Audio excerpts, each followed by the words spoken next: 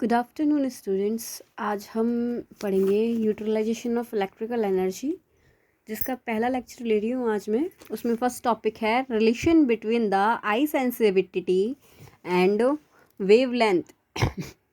यानी कि आई सेंसिटिविटी और वेवलेंथ के बीच में, यानी कि जो आई संवेदनशीलता और तरंग दैर्ध्य के बीच में क्या संबंध होते हैं।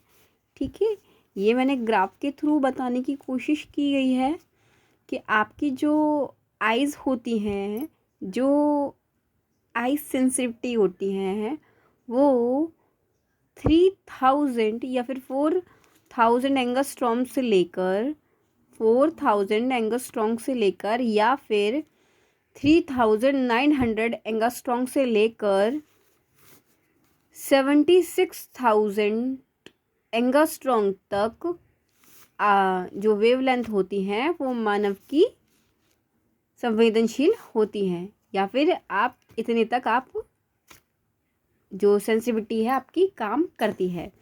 इसीलिए इसे प्रकाश तरंग परास भी कहते हैं।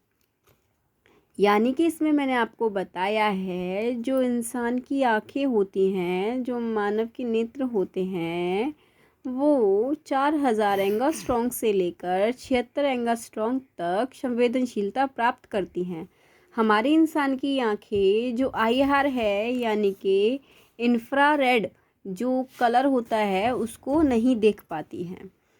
ठीक है, अब इसमें मैंने आपको ग्राफ के थ्रू कोशिश किया है। ये V है जिसका मतलब वॉयलेट है, ये B है जिसका ब्लू है, G का मतलब ग्रीन है, Y का मतलब येलो है, O का ऑरेंज है और R का रेड है और IR का मतलब है इंफ्रा रेड। ठीक है, आप चाहे तो यहाँ पे भी नाम लिख सकते हैं इनके, लेकिन मैंने इनको अच्छे से डिफाइन करने के लिए यहाँ पे नाम लिखे हैं। ठीक है, तो आपकी जो आई सेंसिटिविटी होती है वो 4000 एंगस्ट्रॉम से 7600 एंगस्ट्रॉम होती हैं। ठीक है, इस तरंग दैर्ध्य की परास को प्रकाश तरंगीय विभिन्न तरंग दैर्ध्य पर आधारित विभिन्न विभिन्न रंगों के अनुभूति, मैंने इनको एडजस्ट किया है। इसका मतलब ये है जो अलग अलग रंग होते हैं वो किस वेवलेंथ से किस वेवलेंथ तक जाते हैं, या किस वेवलेंथ से किस वेवलेंथ तक आप उसको देख सकते हैं, वो मैंने आपको रिप्रेजेंट किया है एक सारणी के थ्रू, एक इंडेक्स के थ्रू। ये मैंने छोटी सी सारणी बनाई है जिसमें यहाँ पे कलर्स लिखे हैं, जितने भी प्रकाश के रंग होते हैं। एक बैगनी रंग होता है, नीला रंग होता है, हरा रंग होता है, पीला, नारंगी और लाल।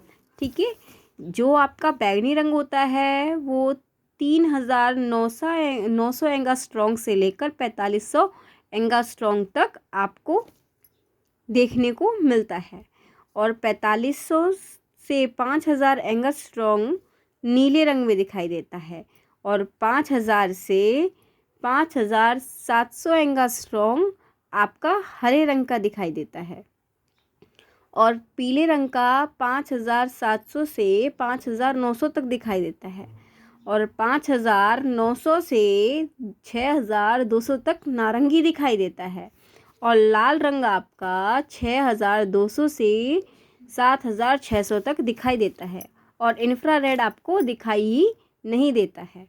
ठीक है, विभिन्न विभिन्न तरंग दैर्ध्य वाले प्रकाशीय ऊर्जा की संवेदनशीलता विभिन्न विभिन्न व्यक्ति के लिए पृथक पृथक होती है, यानी कि अलग अलग होती है। फिर भी मानव नेत्र के लिए सर्वाधिक संवेदनशील तरंग दैर्ध्य 5500 एंगस्ट्रॉम माना जाता है। इसका मतलब ये है कि अलग अलग व्यक्तियों के लिए अलग अलग जो वेवलेंथ होती है।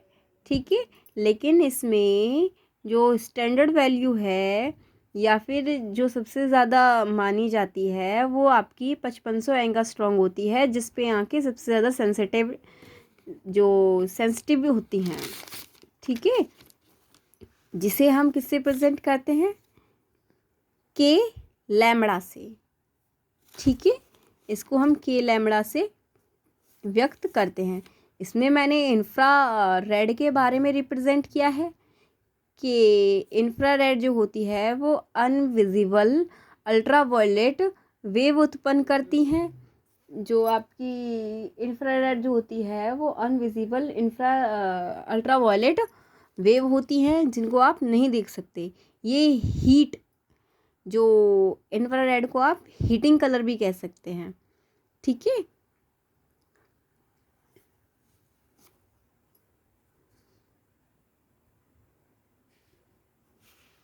नेक्स्ट है, निम्न को परिभाषित कीजिए।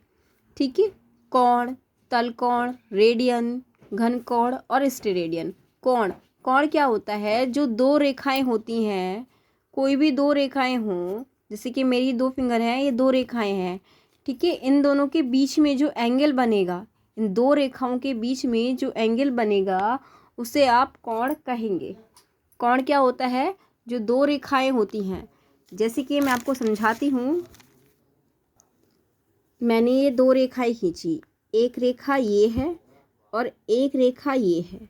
ठीक है। इन 2 रेखाओं के बीच में, ठीक है, इन 2 रेखाओं के बीच में जो एंगल बनेगा वो आपका कोण होगा। अब नेक्स्ट टॉपिक है तलकोण। किसी समतल पर बने हुए कोण को समतल कोण कहते हैं या तलकोण कहते हैं। जो किसी भी प्लेन पर बनता है उसे आप समतल कोण कहते हैं।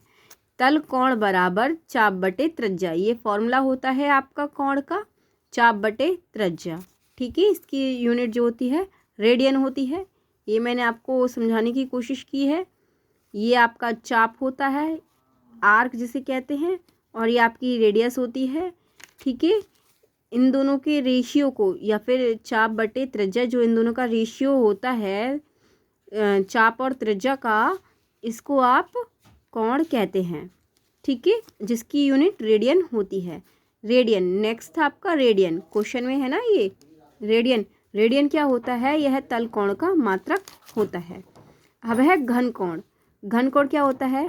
किसी क्षेत्रफल द्वारा वरिम, या फिर इसे हम कह सकते हैं स्पेस, इसे हम स्पेस कह सकते हैं। ठीक है। किसी क्षेत्रफल द्वारा स्पेस में एक बिंदु पर निर्गत कोण को घन कोण कहते हैं। ठीक है। यानी कि जो स्पेस में जो खींचा गया कोण होगा वो आपका क्या होगा? घन कोण होगा। अब फॉर्मूला, जो आपका फॉर्मूला आता है, घन कोण बराबर पृष्ठ क्षेत्र, क्योंकि इसमें जो चाप होगा वो तो पृष्ठ क्षेत्र होगा, बटे त्रिज्या। ठीक है। फॉर्मूला होता है आपका पृष्ठ क्षेत्र अपॉन त्रिज्या का स्क्वायर। ठीक है। और जिसकी यूनिट होती है ओमेगा या फिर रेडियन। ये मैंने आपको बनाने की कोशिश की है या समझाने की कोशिश की है डायग्राम को। ठीक है। जिसमें आपका जो पृष्ठ क्षेत्र है वो ए है। ठीक है। और जो त्रिज्या है वो आर है। ठीक है। तो ये फॉर्मूले में हम यहाँ पे ए अपॉन आर स्क्वायर कर सकते हैं। अब नेक्स्ट है क्वेश्चन आपका, इसमें मैंने 4 ही पॉइंट लिखे थे। ठीक है। आज के लिए इतना ही काफ़ी है, बाकी हम आपको कल पढ़ाएंगे।